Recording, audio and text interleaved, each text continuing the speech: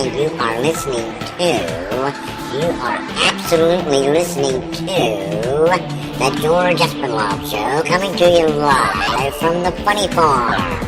Now, with no further ado, here comes Georgie!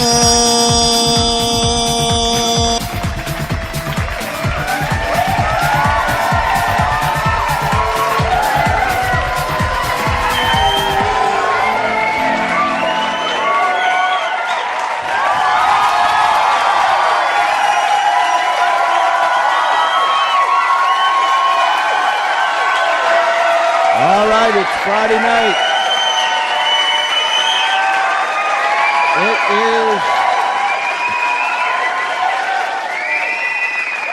It is Friday night at the Funny Farm in a place called Our World. We have no specific mailing address. We have no idea where Our World is. We don't really care. We're not the least bit concerned about it. All we know is we live here and we like it. But we do. We do have an email address, George CE. That's George CE at Comcast.net. And continue to send those emails. We just enjoy them so very, very much. To all of our friends down the street, around the corner, across this great nation, and around the world, I welcome you to another George Espinlove Show. It's a delight to be able to come to you Monday through Friday at this particular time on Spreaker.com, and I trust that you will tell someone.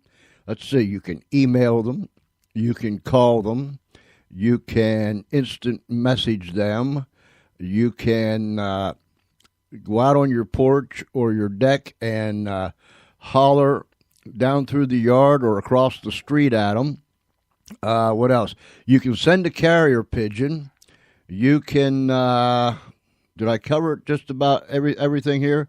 You can do just about anything nowadays to get the attention of someone that you want to get the attention of. So, why I said all that, I have absolutely no idea. But, yes, now I do. I remember. Oh, it's going to be a good one tonight, I can tell. I remember what I wanted to tell you. Do all that because we want you to invite family and friends, in-laws and outlaws. It makes no difference. Tell them to tune in to Spreaker.com and listen to the George Espinlove Show live from the Funny Farm in a place called Our World.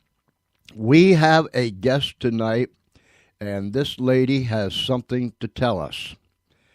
She is from Boston. She is going to be speaking to us from Boston.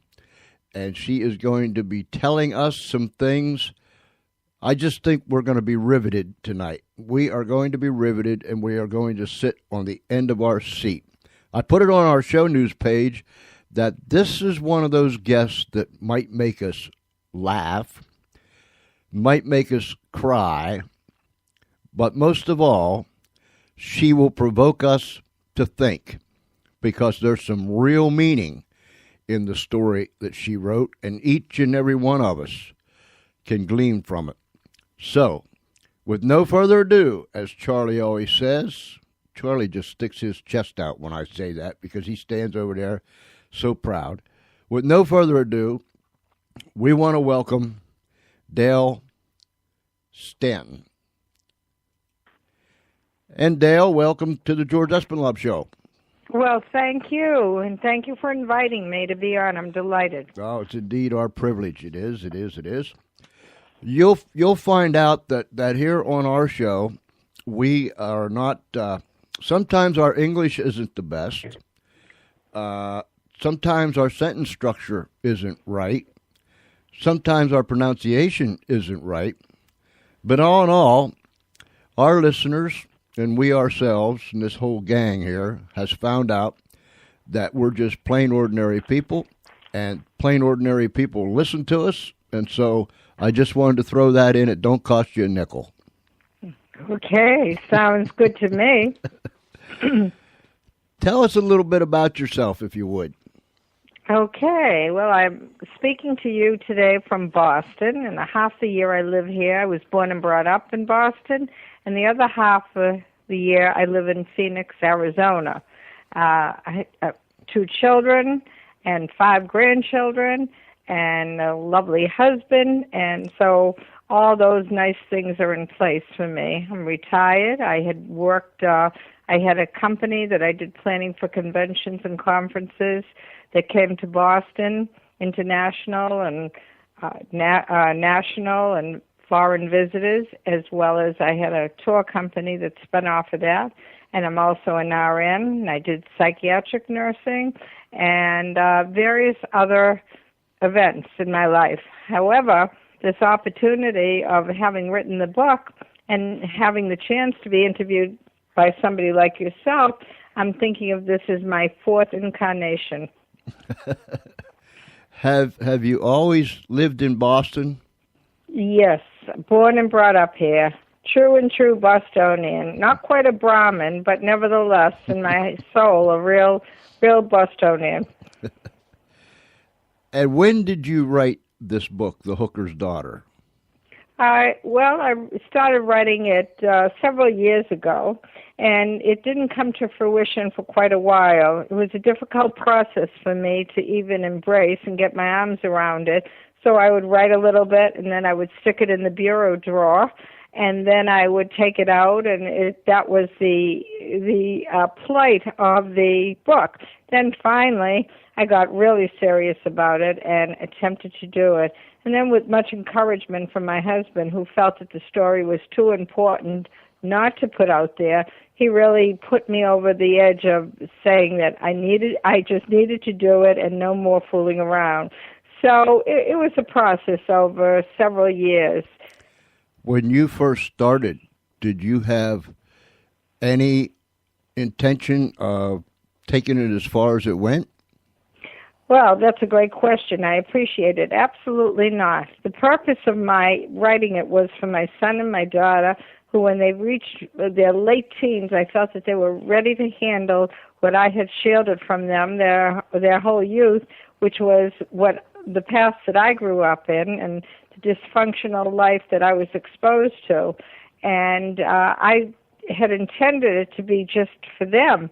And it really took on a life of its own. Some people that did read it that were close to me and writers sort of critiqued it and said, hey, wow, this is some story. And then, as I just mentioned, my husband was the final push for me to do it.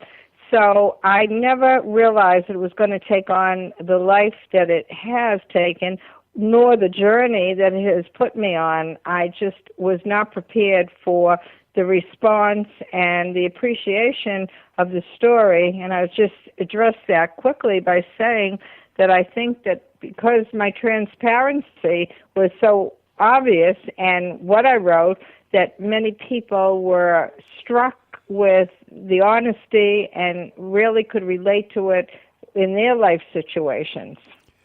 I think about 3 times this week, and I'm trying to remember. Sometimes I can't remember what happened a minute ago, but nonetheless, we had several people on this week, and many people on over the last year that has laid themselves bare before the world and just tore the veil off, so to speak, and exposed themselves and told their story. And I tell each and every one of them, including you, I tip my hat to you because it takes something. It takes a desire. It takes a persistence, and there must be a tremendous battle that goes on the inside as you're doing this. The good against the bad, you fight. You better not do this. You better not say this. We'll go ahead and say it. You better not. I tip my hat to you for laying yourself bare, your life bare before us, that we can read this book and then we can live our life. Does that make any sense to you? Oh, most definitely. And I guess you're saying that is what really strikes a chord with me, which is what other people have said. My purpose when I wrote this book, this memoir, it was not meant to be a dark book, a mummy dearest, But instead of condemnation, I wanted to think of it as a story of love and forgiveness and triumph over one's demons. And I think I have succeeded in that way because I think it really touches people in a place where they say, hey, wow, how did she get through all that? And that's been my goal since I really got out there, to say to folks, hey, you can overcome dire circumstances. But I did wrestle with a lot of things in telling this story. What part should remain confidential and hidden? What part should be revealed? And most of all, when do you allow others into your inner sanctums and when not? Just like you're expressed before. And I know secrets can be like infections, that if they're concealed, they fester until they become monsters. And so as I touched upon these issues of intimacy and trust, vulnerability and self-confidence, I said, can I really go forth with this? And then I decided to do it, and pull no punches, and I told it like the way I remembered. Let me give our audience the website, and it's very simple to remember, folks. It is just simply thehookersdaughter.com. Thehookersdaughter.com. And you can go there, and it's quite extensive. There's several tabs you can go to, and you can buy the book right on your website. Isn't that right, Dale? That's correct. And if one chooses to do that, if they let me know, I'll be happy to sign it to however they'd like it signed. And in addition to my website, they can buy it on Amazon. They can buy it at Infinity Publishing, and or for tablet readers like Nook and Kindle and iReaders, Smashwords. It's available in all those mediums as well. So remember, thehookersdaughter.com. Thehookersdaughter.com. And that's the name of the book, The Hooker's Daughter, A Boston Family Saga. When you begin to write this, and you started to put pen on paper in the very early stages, was it good therapy for you? I feel that in order to have done this kind of a project, that I had a certain amount of catharsis to begin with after therapy and years of going into my soul, if you will. I don't think it's easy just to sit down and write a story like this if you haven't come to terms with it. However, what did transpire that I wouldn't have realized was I even got more catharsis, if that's possible to think of it that way, because it was, the people I heard from and the things that were said to me, that it's just been amazing. So, yes, I guess I would have to say I acquired even more catharsis, but I feel that I had that amount to be able to do it. It's a very hard thing to do, to sit down and, as you said earlier in your comments, to lay yourself out there naked, which is what I was doing. I write, and there's times that I write something, and I'll lay it to the side, and then as it lays there, and I'm going to do something else, and it's still fresh in my head, or when I come back and pick it up again, I get that, I call it the uh-oh feeling, like uh-oh, and my heart might pick up a step or two, or it might fall to my stomach. Do you know what I'm talking about? Oh, definitely. And that's what I suffered. I have to tell you, more so that once I put the book out there, I was filled with anguish. Why did I do this? What will people think? I was absolutely ridden with anxiety and quite sorry that I had done it.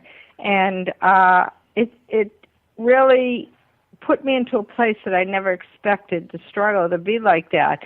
However, as it began to be out there and be received by people, the letters and the calls and the comments were so heartening that it actually helped me get over what I was sorry that I thought I had done. Like I kept on saying, oh, my life is good now, why did I do this? And then suddenly it all changed. I wrote an article about, about a fantastic lady in Chicago. And when I was writing that article, it seemed as if our life, although we had never personally met each other, it seemed as if our life was kind of intertwined. And as I was writing, I call it getting into the flow, or the flow coming through you. I was writing things about myself in comparison with her, or shining a light on her, and we resembled each other in certain ways, that I don't think I could have stopped if I had to. But then when I did stop and I read it, I scared myself to death. I love that. Yeah. I thought, wait a minute, you better back up here and don't write that. What's somebody going to think? And you know, we all go through those emotions, what they're going to think, as you just said. But I found out that once I let it go, I was happy, because I knew that it was gone. I couldn't bring it back no more. It had been published. It's gone. I can't bring it back. So I guess I just have to live whichever way this thing turns out. Well, that's so appropriate what you're saying, because that's exactly what happened to me. It was like, oh my gosh, I did this. Now what am I going to do? And again, if you think of you know, being naked out there, it's pretty hard to hide behind anything. You're out there, and wow. Yeah, that's a great word. Wow, that covers the whole spectrum, I guess. I find that more and more people, or let me say it this way, I call it behind the scenes. There's so many in our society that we know there are things that goes on, but we either deny them, we don't look at them, we don't want to see them, we close our ears to them, we don't want to hear them, and it might be right close to us. It might be in our own family that things take place, or the neighbors, or somewhere. But we're a society that just don't like to hear or to admit that those things go on. And particularly, I guess, if you're the one that's involved, because you don't want to be ridiculed, and you don't want that stigma attached to it. Is that how you felt when you was a young girl? Oh, yes. I was suffered much shame and embarrassment, and even you acquire guilt, even though you're not responsible for what's going on. But one shoulders that burden. And I suffered a great deal of rejection. I write in the book, if you had a chance to hit on that subject, I mean, even as a 10-year-old, I think I was around that age, I was even asked to leave the Girl Scouts, not because I wasn't a sweet little, nice little girl myself, but because I might taint the other children and the environment. And that was the kind of journey that I had as a youngster. Kids were taken away, weren't allowed to play with me. Some were, of course. I mean, I don't mean to exaggerate it totally, but there were always situational kinds of things. And as I grew older and began as a teenager to have boyfriends and all that, they too were warned, we don't want you to go with that girl. And so it was a journey of sadness and rejection and suffering, really. I knew that people knew my mother's reputation and the family's reputation for all the antisocial behaviors that went on was really known far and wide, in addition to our neighborhood, which was very much a ghetto-like type neighborhood, and everybody clustered together for the comfort of being supportive and nurturing to one another, but it extended far beyond that. Did you feel as if you and your family were kind of in exile at times? Oh, most definitely. Most definitely. Like pariahs, if you will. I mean, in a way, yeah, I would say so. Ladies. And then I went on in my later years, I mean, apart from all that went on, and then when I finally entered a marriage more or less to escape what I thought I was escaping from, my husband became extremely ill and terminal, and he was very ill for 6.5 years. And again, I sort of became a pariah in the community as a very young woman, mother of little children, and nobody wants to hang out with death. And again, I was very isolated. So I experienced much isolation and criticism and being feeling different than most other people did. As I was reading some material, I had to smile, and I was thinking about Billy. That was your brother? No, that was my mother's boyfriend, Billy. Boyfriend. Yeah. Oh, there were many besides the Johns. There were tons of boyfriends. I had to smile when you was describing his activities. The stolen car ring, you like that one? The stolen car ring, and the fact that he was hiding him right under the rabbi's nose. Oh yeah, it was quite a scene, like you would think from Guys and Dolls. When did you first realize that your family was different? Well, I feel that I knew at about age 6. I was answering the doorbell for John's. At that point, my mother operated out of the apartment, and it was not unusual to have John's ringing the doorbell and coming in there. And I knew that things were not right. I don't know if I could have articulated it the way I would in today's as an adult, but I certainly knew it was definitely not right. And then, so the years that ensued after that, I was well aware that things were well off kilter.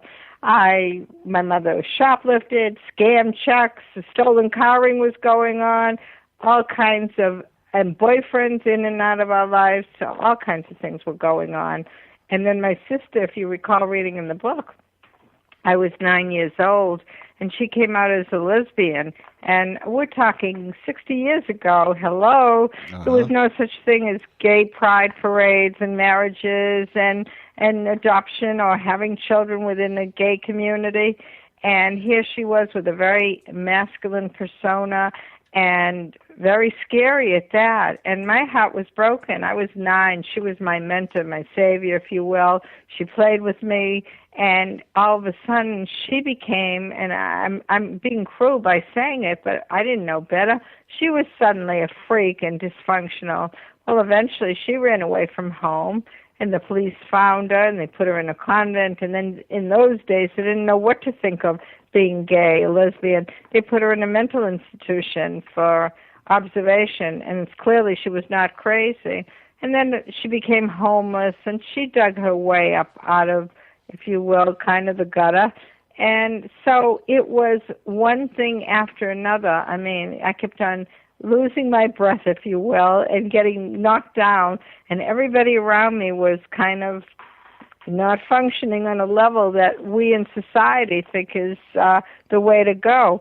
And I'm sure if your listeners are familiar with the German philosopher Nietzsche, who says, "What does not destroy me makes me stronger." Mm-hmm. And I guess the question at that time for me was this all going to destroy me? Mm. Was there any violence in your family?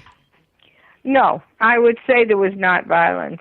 I would say that in many ways my mother knew no boundaries, and she was right in your face, and we were subjected and exposed to everything that went on. However, she, in her own way, she was very nurturing. I know it sounds silly to say that, but she loved her girls. And so in one sense, she gave to us. In the other sense, she took away a great deal. But she praised us and thought we were just wonderful. So maybe there was a little portion of our upbringing that really lent to a feeling of some esteem. I mean, even though we were torn down at the other end of things. You know, the way society is, we are prone to look at all the negativity and not see any good. But mm-hmm. the way you just explained it, with all the negativity that was around you or you were in, you found the good, and your mother had the goods when it come to loving you girls and so on and so forth.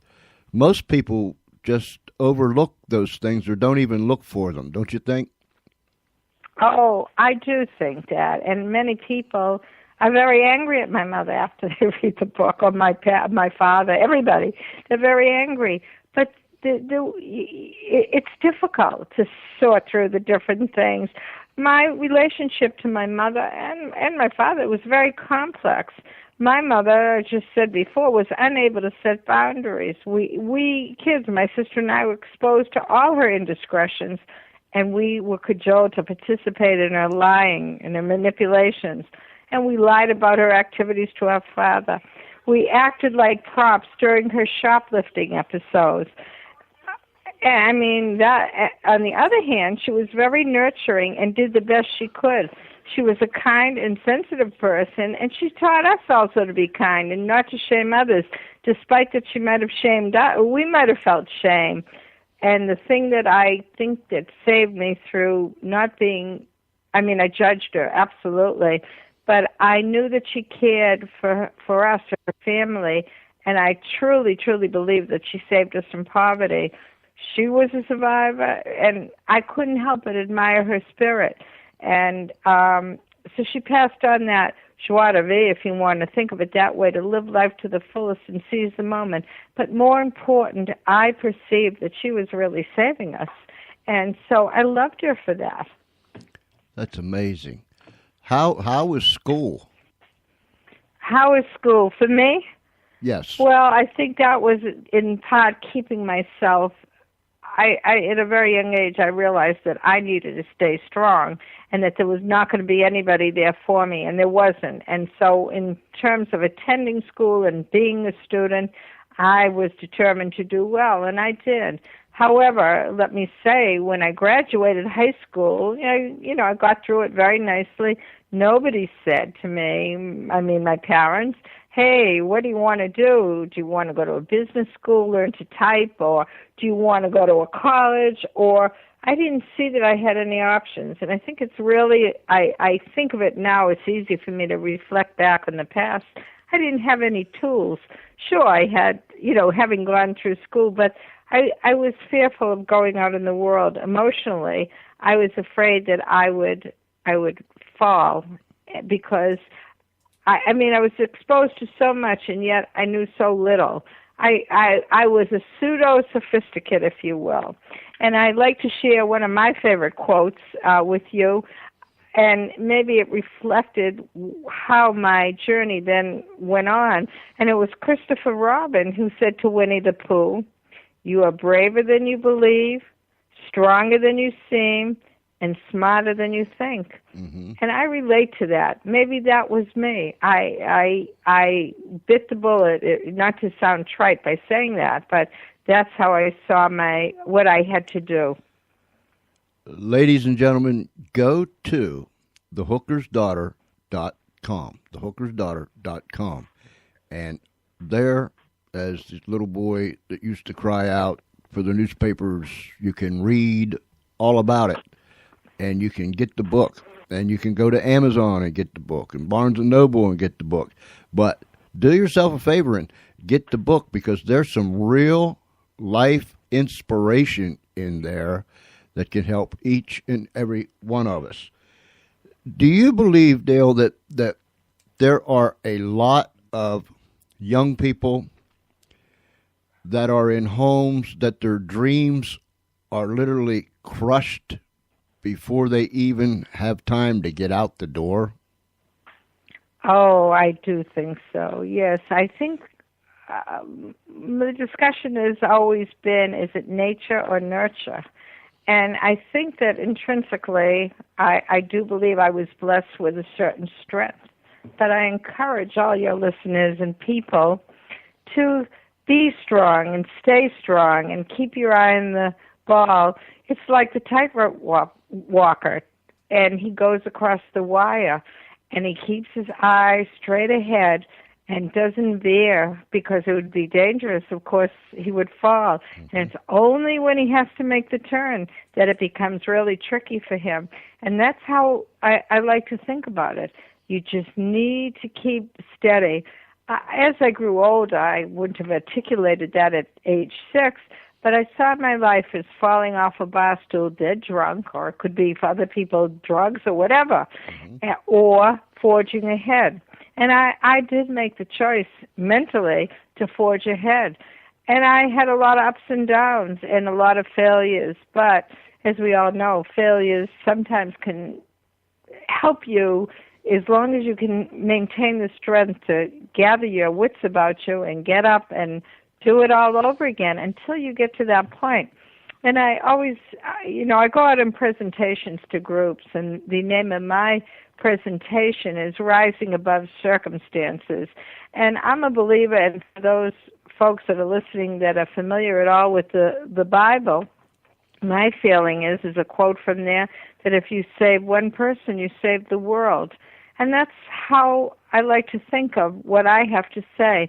I hope that people say, hey, maybe we can do this too. And I'd like to share this with your listeners. It's a parable that I'm quite fond of, and I always talk about it on my presentations. It's about a king who had the perfect diamond. And this king dropped it, and a crack developed the length of the stone. And the king summoned all the jewelers, all the land, and they all said the same thing. Sorry, Mr. King, the diamond is useless, irredeemably flawed. Then along came an old man, and he asked to examine the diamond. And he says, give me a week, and I'll have it fixed. He knew that a crack could not be erased, so he carved petals on top of the diamond. Now the crack of the diamond formed the stem of a blossom. The crack did not disappear, but it was transformed. And that's my message to people. We'll never be perfect, but we can turn our flaws into flowers. None of us are perfect. We all have flaws and wounds and deficiencies, but our imperfections are part of us. And I like to give the message to deny them is to hide from ourselves and from each other. Life is not about flawlessness, but about overcoming, and that's what I hope that I convey, that one can overcome their demons. You mentioned that when you come out of high school, you did all right in high school, but you had no tools. And I was sitting here thinking, there are countless young people and others that have the want to, but they don't know how to. What do you tell people that perhaps their dream was crushed from their home life or from their early age, but it's still flickering? It's not burning as bright as it used to, but it's still flickering. They want to, but they don't know how to. What do you tell people? Because that has to be very frustrating to people. I think that's totally correct what you're saying, and I think that it goes back to what I said before. If one can talk to themselves and look inwardly and stay strong, I think, I swear, I think I remember as a kid seeing all this antisocial behavior going on around me and not being able to get out of it, that I said to myself that I needed to stay strong in order to survive. And I think that young people that don't have the support that they need, and I'm not talking financially, but maybe emotionally or whatever, that they need to get a hold of the reins and take them through what they need. They need to help themselves. As difficult as that seems, that's, I think, the answer, because it is no doubt about it, it's very difficult. When you said about helping themselves, would one of those helps be to find someone that you can lean on or speak to or be a role model Would that be one of those help yourself things? Oh, I think most definitely. I think that's helpful. I personally am happy to share this with your listeners. I never uttered a word of what I was going through until at age 23, and gosh only knows where that all came from, when I realized that I felt really desperate of what was going to happen to me, and really down about what was my future going to be. And again, I didn't want to end up in the gutter because I saw what that could be like. So I actually sought out a psychiatrist. And I mean, you talk about stigmas in those days. I mean, even many people today suffer the stigma of going for therapy. Of course, we're a more sophisticated, in-your-face kind of society than we were in those days. Mm-hmm. But it was the first time that I decided, and I often think of it, I like to call it unfurling the flag. I allowed myself to address what I had been going through. I happen to have been a fortunate person even with that. I found a very compassionate, extremely intelligent, very upright therapist, psychiatrist. And I think that she, it was a female, served as a wonderful mentor to me. And I always said she was a very good paid friend. And not everybody's fortunate, but in that regard, I was fortunate to land in that place. But again, I think some of my inner came from my own fortitude of having inner strength. Now, what gives some people the ability to persevere or have the fortitude to do it, I can't answer that question. But all I can say to people is that, you know, to try to help yourselves, because that's the name of the game. It's so easy to go down the tubes, if you will. And I like to think that the miracle of the human spirit is that, paradoxically, the more broken you are, the more whole you have the chance to become. Again, the more broken you are, the more whole you have the chance to become.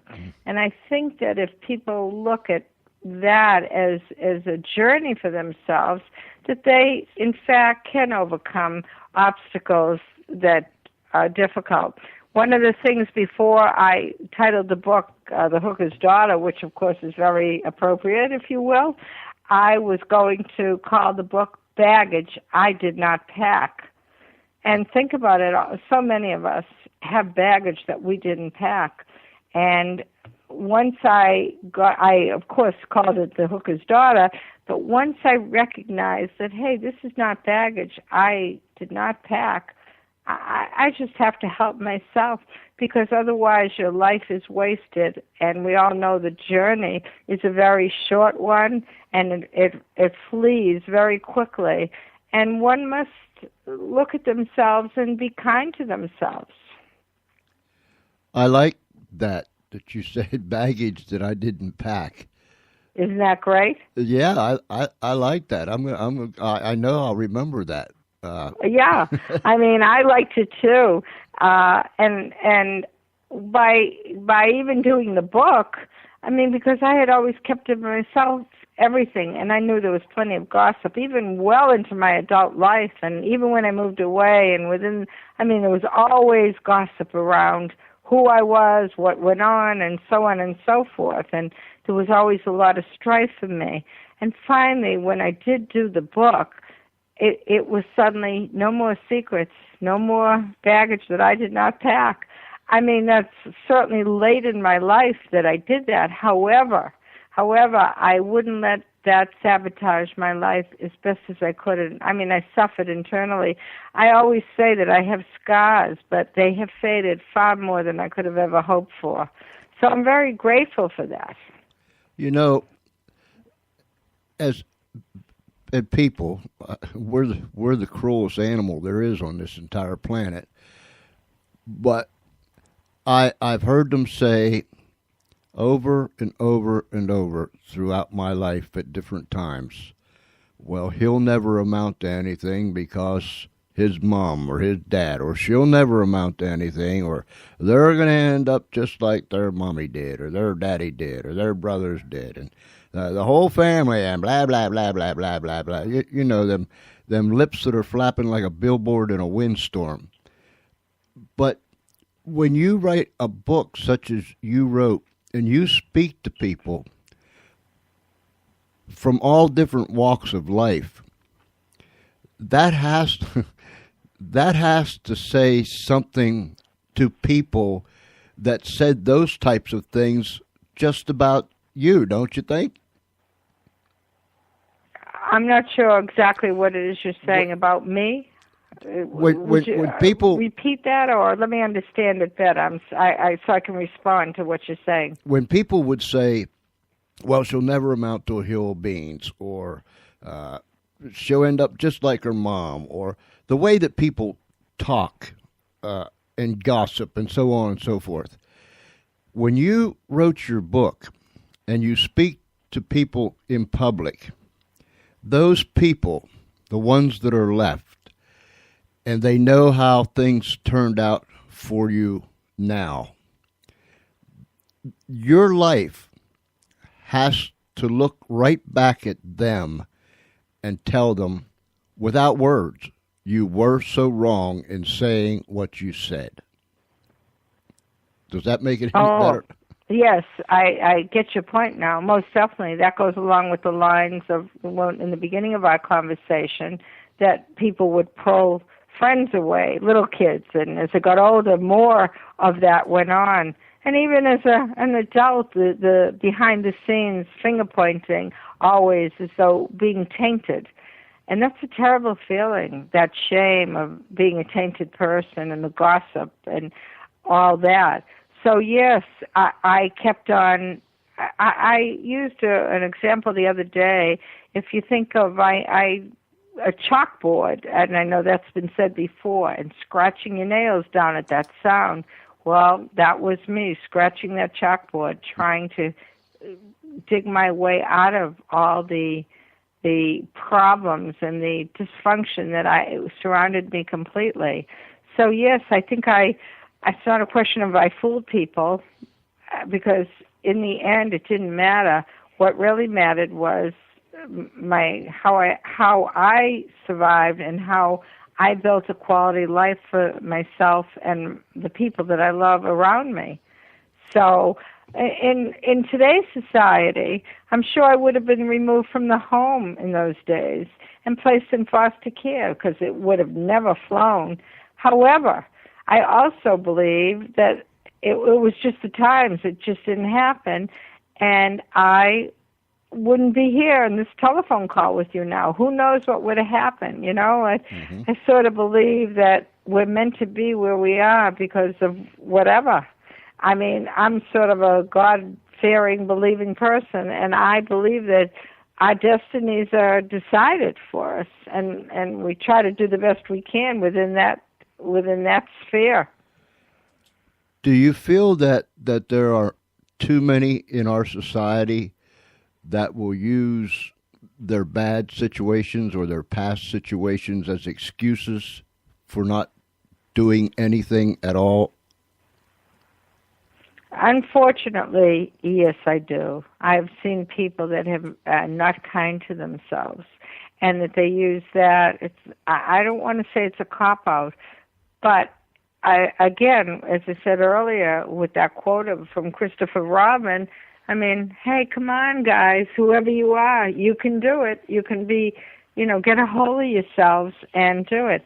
Many years ago, when I worked in a psych hospital, and, it'd be wonderful if I wanted to say to the patients, come on, you don't need this medication. Get a hold of yourself.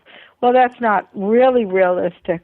But many of us, if we really said, okay, I'm going to take care of myself and really be good to myself, it can be done. Mm-hmm. I'll repeat that. And again, for your listeners, Christopher Robin, who said to Winnie the Pooh, you are braver than you believe, stronger than you seem, and smarter than you think. I like that. Excuse me. I like it too. I think it really says a great deal about how we have to tackle our demons and what we need to do. And so much in life is attitude and feeling like, hey, I'll be okay, and not allowing the circumstances to get them down and destroy them. And why pay that toll of not having a decent life and ruining what you have? And it makes me sad to people that turn to drugs or whatever their demons are.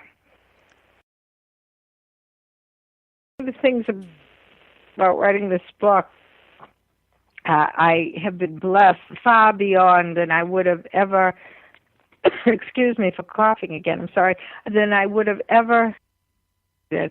I've heard from people because I have been so transparent, and many people contacted me about how honest I was and from the heart, and that really meant a lot to me. I've heard stories from people about how they took drugs, or they were physically or sexually abused by their mother or father, or how they hated their parents, or they were hookers. You name the whole gamut. But I found because I was transparent and said, hey, look, that these people felt that level of comfort to be able to come forth. I mean, I certainly am not a psychiatrist or anything of that nature, but I think that it made them feel comfortable and that they could relate to their problems. And most of them were people I didn't even know, and some were casual acquaintances. It reminded them about the challenges they faced in their lives that were buried deep in their memories. We all have challenges, but from pain and suffering comes wisdom, if one can overcome that. I always quote it as saying Aristotle said that. I hope I'm right. I need to really reference that, but Aristotle saying through pain and suffering comes wisdom. Mm-hmm. Mm-hmm. There is, when people realize, and it happens all the time, when you're in a situation and you're walking through a dark valley or you're in a storm like never before, and you're facing difficulties and tragedies and all that stuff, it seems like you're the only person in the entire world that has ever and is going through such a hard time. But then you realize that there are many, many, many other people as you journey through life that went through exactly what you went through, and they come out on the other side. That's right. And I see where people were saying, one individual said, your candid retailing of your remarkable life growing up in a dysfunctional family is truly an example of the triumph of the human spirit. And someone else said, it was your attitude.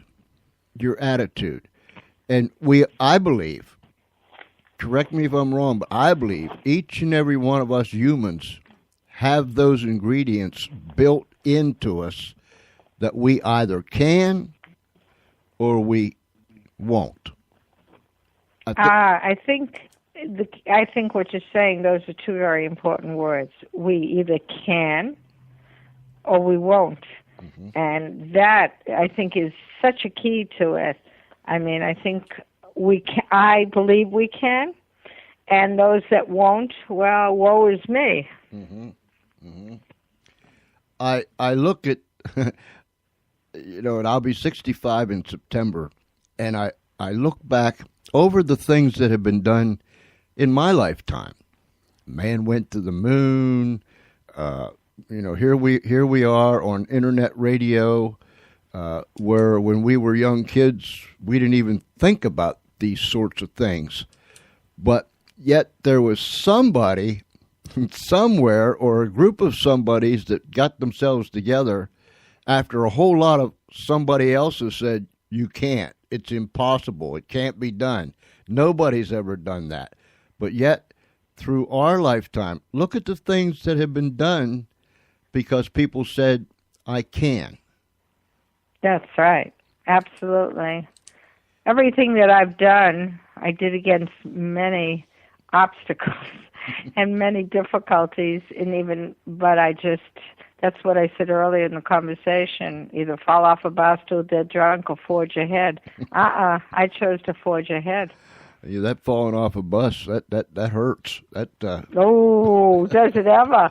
Forging ahead might be difficult, but it won't be as painful. Yeah, that falling off a bus will leave a mark for sure. Ladies and gentlemen, go to thehookersdaughter.com, thehookersdaughter.com, and read about Dale Stanton, and make sure you get a copy of her book. Because listen, as you read the book, you'll find something in there that you can relate to, each and every one of us. And most of all, you can become inspired. And God only knows there's so many people out there nowadays that need some inspiration. But remember, you're not alone. You're not walking this journey all by yourself. There's people out there that have walked the same footsteps that you're walking now, and they come out on the other side. Listen to them. Take note. If they can do it, you can do it too.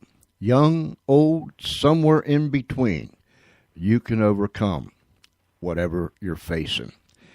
Dale, I thank you so very, very much for being with us tonight. Well, I thank you for the invitation, and it's been a true pleasure to speak with you, and the responses and questions that you've offered me. And I do want to say to your listeners, if in the event they care to contact me, my website is on my website. My email is on there.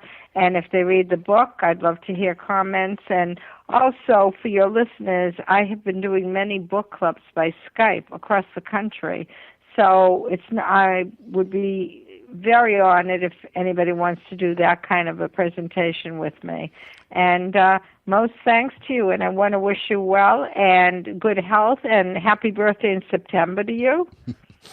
Thank you. This one is one that when I was 15, I thought that was 100 years away. But well, of course, don't we all?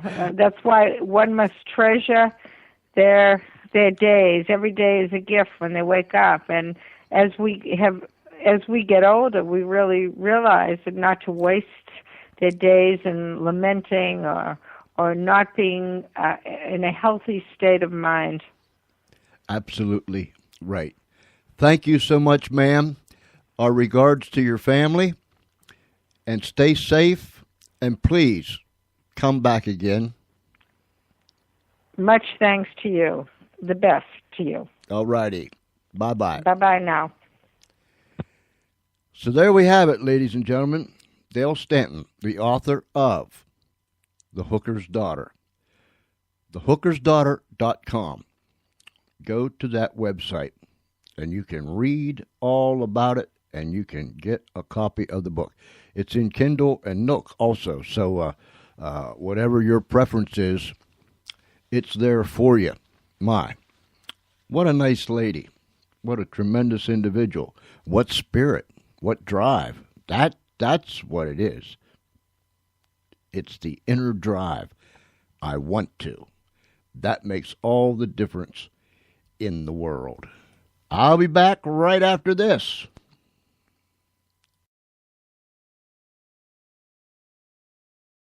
I like the way you look at me when no one's around. I like the way you try to hide what you're feeling inside. I like the way you turn around to hide your shaking hands.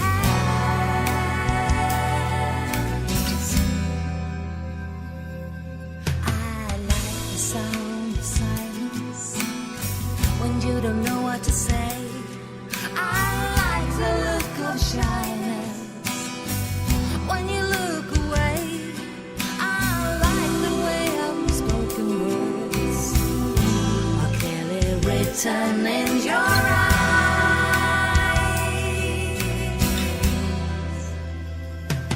But I tried to make you see that you and I are never gonna share the wings to fly. And dance around the fire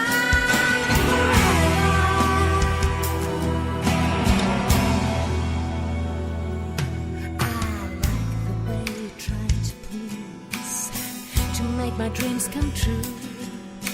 The way you try to cheer me up when I'm feeling blue. I like the way your soul is screaming out the things you never say.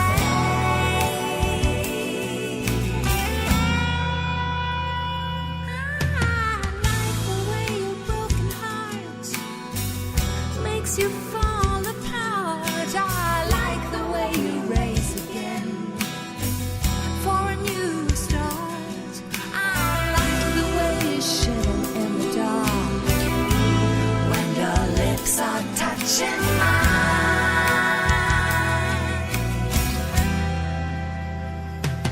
It's alright. When I wake up in the middle of the night, I realize we'll never see the light.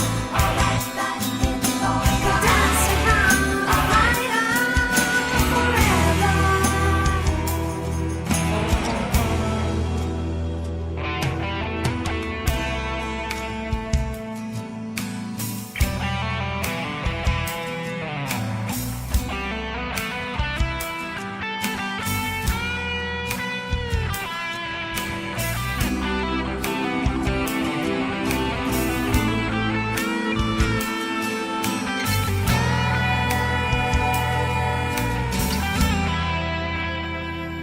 It's alright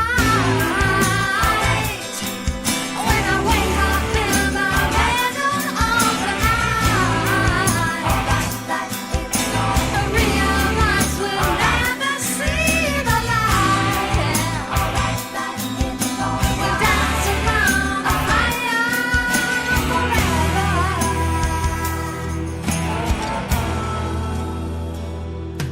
I like the way you look at me when no one's around. I like the way you try to hide.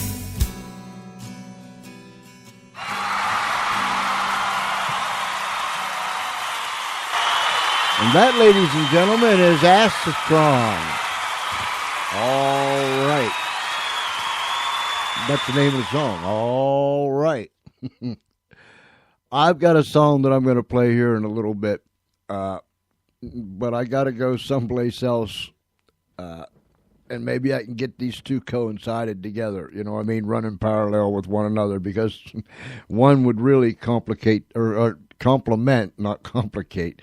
One would really complement the other if I could find out what I want to find out or go to where I want to go. And I'm not talking about some outside place. I'm talking about somewhere on the internet. So I'll try to find it as we move along. Much thanks to Dale Stanton, who is the author of The Hooker's Daughter.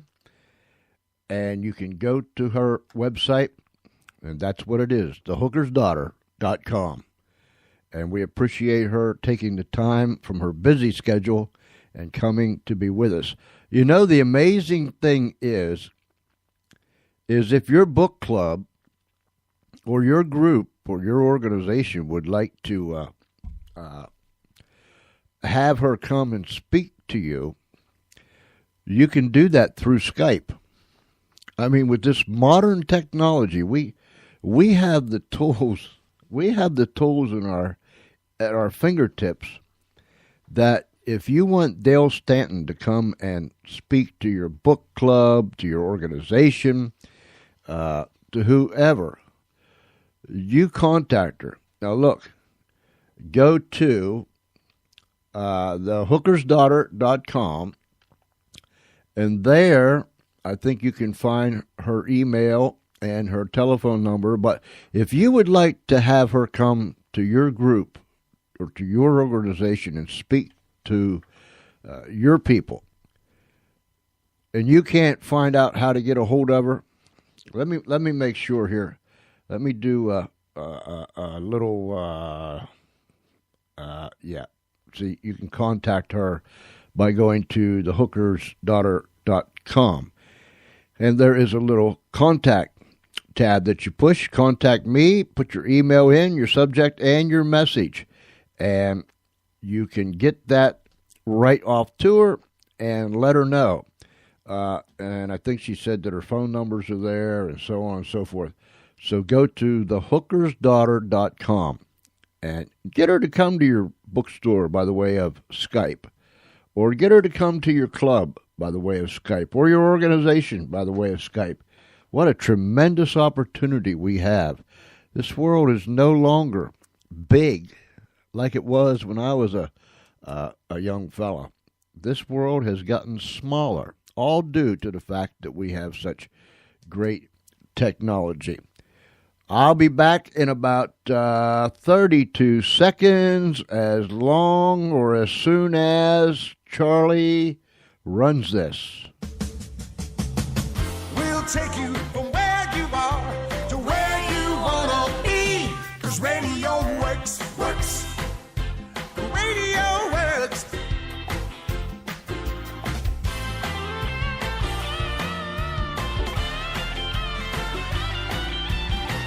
We'll take you from where you are to where you wanna be. 'Cause radio works. Radio works.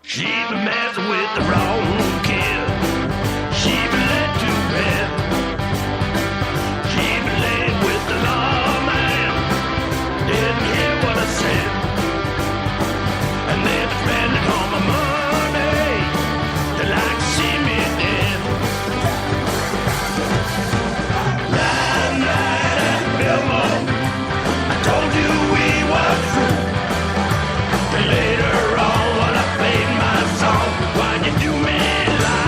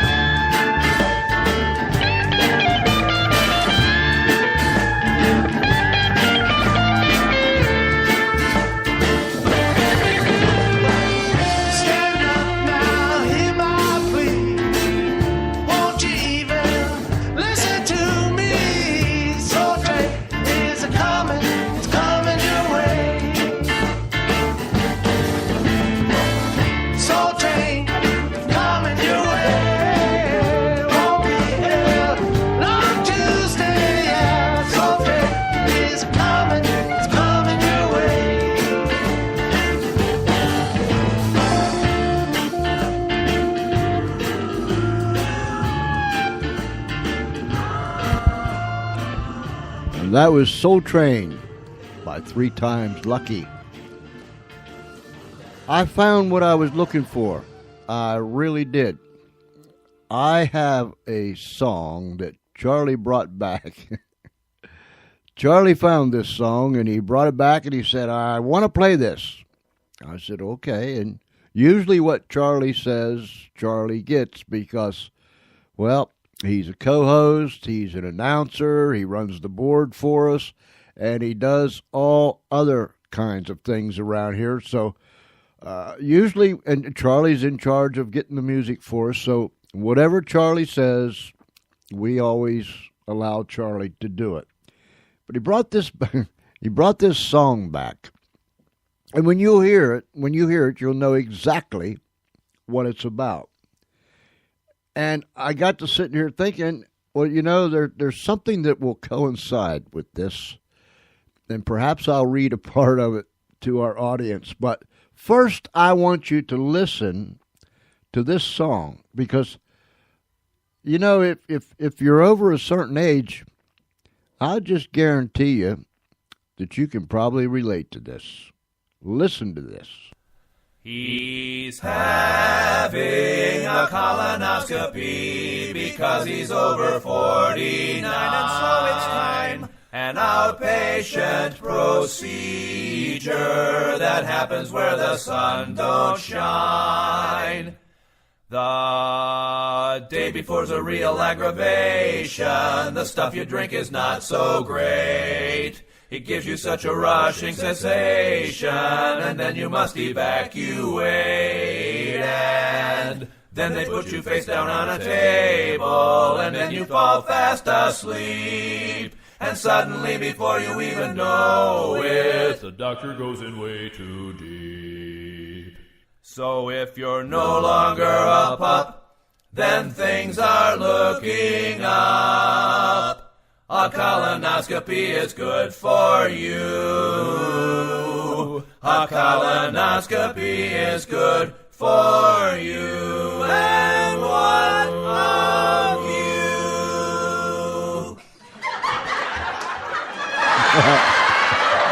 Yeah. That.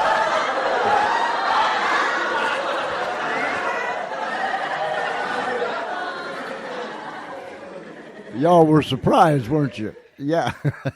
I was too when Charlie brought that back. And I let it up to Charlie. But anyhow, I have something that goes along with that. About 2 years, a little bit better than 2 years ago, I wrote in our blog, the espenblog.com, and you can go there and look it up if you want to. When you go there, just type in the search box up there, colonoscopy. How do you say it? Colonoscopy. Yeah, I call it colonoscopy. Yeah, see, I start to say it so much that I get confused. A colonoscopy, you know what I'm saying. You know what I mean? But just type that in up there in the search box, and it'll take you to it. I think I wrote it in about, I don't know, 3-4 parts, but just let me share with you the very first part that I wrote. What date was that? This is back at April 28th of 2011. And so listen to the words very carefully and see if any of you can relate to this. If you're anything like me, you don't like going to the doctor. More hated than going to the doctor is making the trip to get blood work done.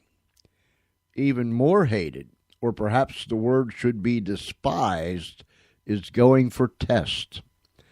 I know going to the doctor isn't something you have to do every day, so when my 3 or 6 month checkup is due, I should go quietly and willingly.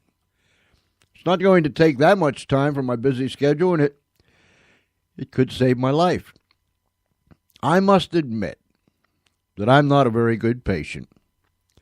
Now remember, I wrote this over 2 years ago, and yep, I still have one or two of these. I have blood work orders hanging from the refrigerator door that were supposed to be done 2 visits ago.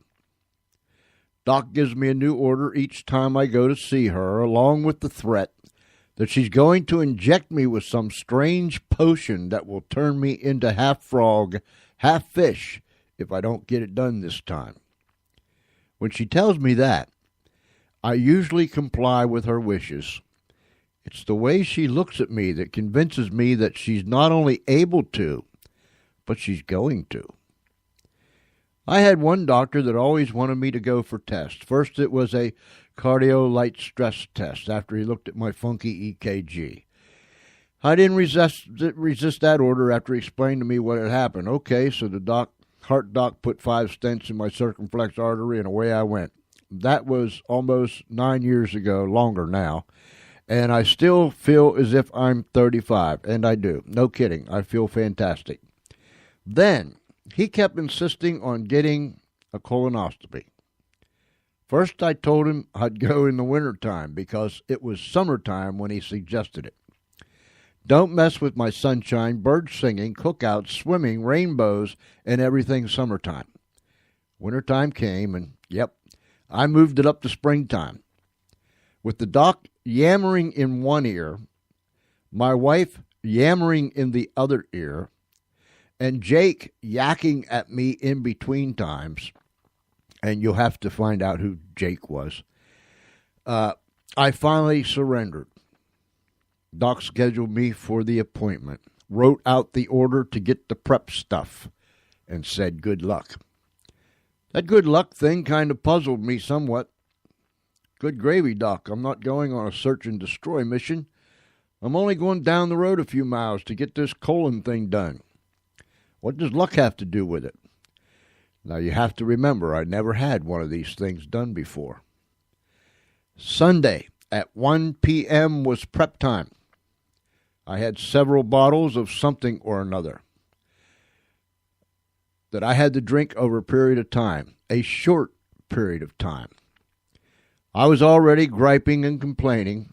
My mom called it bawling around, because it was nice outside, and when I started this prep thing, I knew I wasn't going too far. Down the hatch went the first bottle, causing a distorted face, bugged-out eyes, and a shaking that even Fluff Dog would have been proud of. Now all I could do was wait. I didn't have to wait long until I had to move. Run is the more appropriate word to use. I found out that there is no lollygagging around when it's time to move. Run. It seemed as if I would just get done, come out, and sit down when it would hit me again. Run, Pops, run. See, Pops, run. Go, Pops, go. I tried to stay in there after a move so I wouldn't have to run again, but I couldn't stand myself, so I had to come out for some fresh air. This wasn't my idea of fun. I didn't think it was funny, while some others certainly did. I was still running back and forth when my mom informed me that it was time for phase 2. You've got to be kidding, I said. She wasn't. So I drank from the bitter cup again while my mom made sure I chugged it all down. With a smile on her face, she took the empty container from me, sat down, and watched. There couldn't be anything left in there, could there? There was. I ran. I sat down. I come back out. I was beginning to feel a bit sore in a certain place by now. After some time, I had to run less frequent, but I still had some prep work to do. Before bedtime, I had to drink or chew something else, which caused me to move a few times during the night. Excuse me. The big day finally arrived, but before we could go there was one more thing to be taken care of. Excuse me again. It was the old enema trick. I think this is appropriate for Friday night because you know that cloud of insanity descends down upon us. It's here. It was the old enema trick. I begged my mom to tell me it's not so. She only laughed in my face and told me to assume the position. OMG. That's all I'm going to say about that. If all that prep stuff wasn't bad enough, I wasn't allowed anything to eat when the cleansing process started until the procedure was over. That meant no coffee. I'm losing my place here. That meant no coffee. I had gone from 1 p.m. the day before until 5 a.m. with no caffeine. My procedure was scheduled for 6 a.m., which meant I wouldn't get it done until 7:30 a.m. I wasn't looking to get cut loose until around noon. You know how I get without my coffee. At 5:10 a.m., we jumped in the car and we're on our way. I'm grouchy, mad, my butt is sore, and I'm grouchy. I already said that, didn't I? On the way to this glorious event, my mom pulls into the Dunkin' Donuts drive-thru and orders a large coffee, extra cream and sugar. What? No way. Oh, that smells so good. She has a big grin on her face as we pull out, and she takes a sip of her hot coffee. My mom smacks her lips and says, "It sucks to be you." This happened several years ago, but it's painful to rehearse this over again. It almost feels as if it's happening as I speak. I will be back with part 2 later today. I will describe what my experience was like as I was ushered into a world I had never been to before. Please come back for part 2 of this article. I'm going to get some coffee. Thanks for stopping by. That, ladies and gentlemen, coincided with the song that Charlie brought back about the colonoscopy. And I think that it's only appropriate on this Friday night that after we played the song and I read my blog of 2 years ago, that we should play this song one more time. He's having a colonoscopy because he's over 49, and so it's time. An outpatient procedure that happens where the sun don't shine. The day before's a real aggravation. The stuff you drink is not so great. It gives you such a rushing sensation, and then you must evacuate. And then they put you face down on a table, and then you fall fast asleep. And suddenly, before you even know it, the doctor goes in way too deep. So if you're no longer a pup, then things are looking up. A colonoscopy is good for you. A colonoscopy is good for you. And what of you?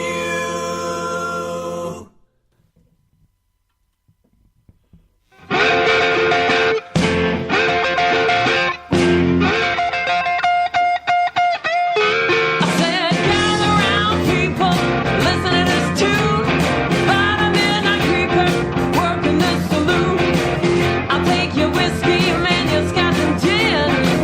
I'm just a rude time living in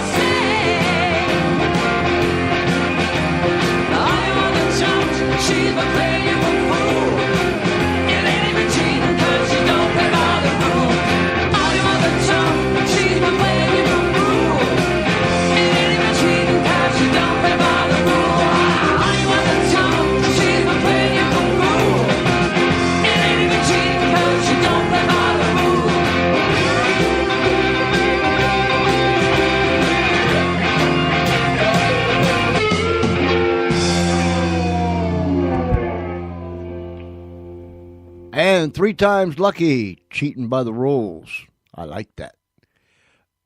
Be with us Monday night. This coming Monday night, July 15th at 6:30 p.m. Eastern Time here on Spreaker.com. We will be having with us live from Texas, Michael Holt and the Tornado 500s. They are awesome. They will be chatting with us. We'll be highlighting their music. They'll be chatting with us. We'll be highlighting their music. We'll be highlighting their music. We'll be highlighting their music. And we'll be chatting with them.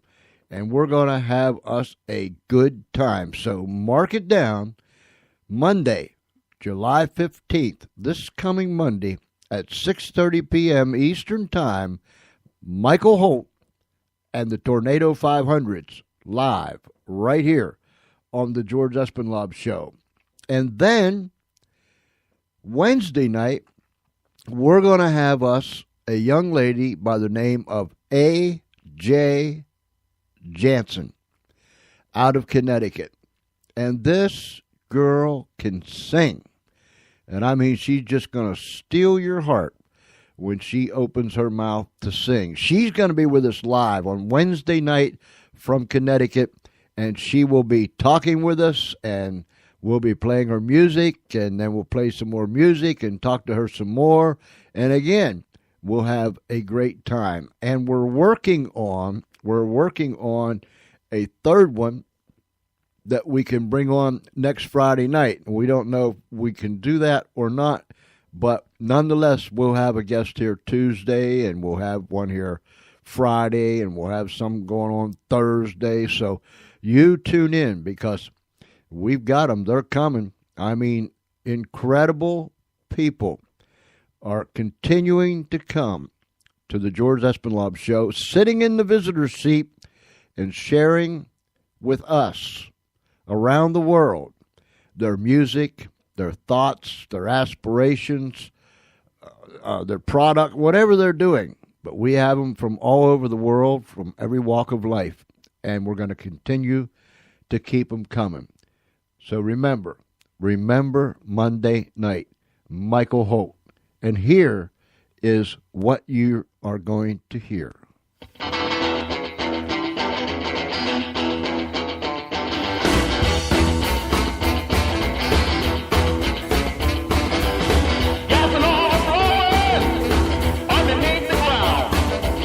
You know, we keep drilling, but it can't be found.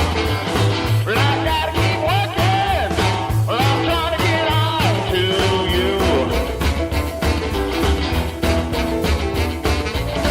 My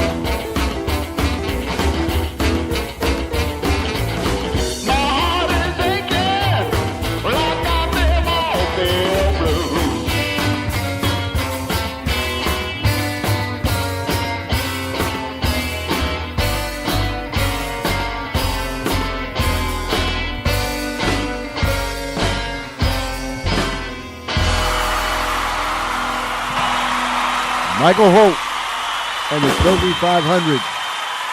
They will be live with us on the George Espinlove Show Monday night. So pass the word, 6:30 p.m.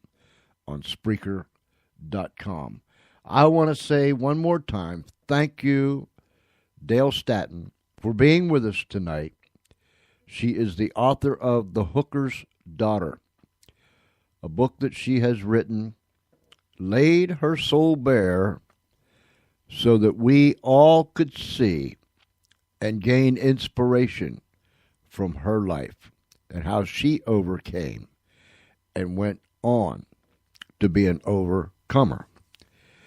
Go to thehookersdaughter.com, thehookersdaughter.com, and there you can read all about it, and you can buy the book. You can go to Barnes & Noble, you can go to Amazon.com, you can get it in Nick form, you can get it in Nook form, and you can get it in Kindle form. And so any way you want it, but just make sure you get the book, The Hooker's Daughter. And I thank her very much for coming to be with us tonight. And remember, go to that website if you want to contact her and have her come to your book club or to your organization, to your group, and she can speak to you by the way of Skype. It's an amazing piece of machinery to be used. So take advantage of it. I know she will inspire your people. Tomorrow night, Saturday night, 6:30 p.m. Eastern Time. Remember, we bring you the radio show Unshackled that's produced by Pacific Garden Mission out of Chicago, Illinois. It is the oldest dramatized radio program in history. It's been running since 1950, and it's still running strong.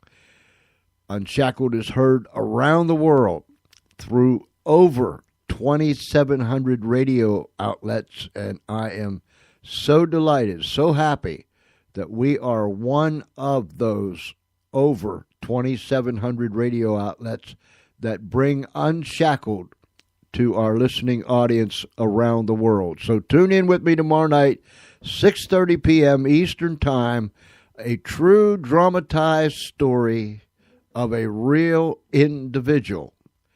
And when things come out the other side, these people are unshackled. I say it like this. Come tomorrow night at 6:30 p.m. Eastern Time and listen to old-time radio in the 21st century. And then again Sunday morning at 7 a.m., we'll bring you another exciting episode of Unshackled, produced by Pacific Garden Mission out of Chicago, Illinois. And I know that you will enjoy the stories that are being told, dramatized by Pacific Garden Mission. We're getting tremendous emails from people thanking us for bringing Unshackled. So keep them coming, and keep them coming about the George Espinlove Show. Just simply email me, georgece at Comcast.net, and we will answer you very, very quickly. I see that it's almost time to get out of here, although the party's just beginning here. We're going to continue it on. We're going to dance, and we're just going to have us a good old time. And wherever you're at, Friday night, if you're going out tonight, don't you dare get behind the wheel of that vehicle if you've been drinking. Don't drive under the influence. We all know bad things happen when individuals get behind the wheel of a vehicle after they've been drinking. Don't hurt someone else, and don't hurt yourself. Don't bring misery upon someone else, and don't bring it upon yourself. Remember that. It looks like we're going to have to get out of here, and remember, there's a whole lot of love coming to you from the Funny Farm. Wherever you're at, if it's nighttime, have a great night. If it's already tomorrow, like down in Australia, what happened, Charlie? You don't know? I don't either. Like down in Australia, it's already tomorrow, so have a great day. Until tomorrow night, I guess there's a glitch. I guess. Until tomorrow night, 6:30 p.m. Eastern Time, right here on Spreaker.com. Don't forget to tune in and be with us. We'll try it again. Hit it again, Charlie. We're going to get out of here. Remember, don't you take no wooden nickels. Be kind one to another. And Grandma Strayer is watching you. Till tomorrow night, this is George Espinlove saying good night, everybody.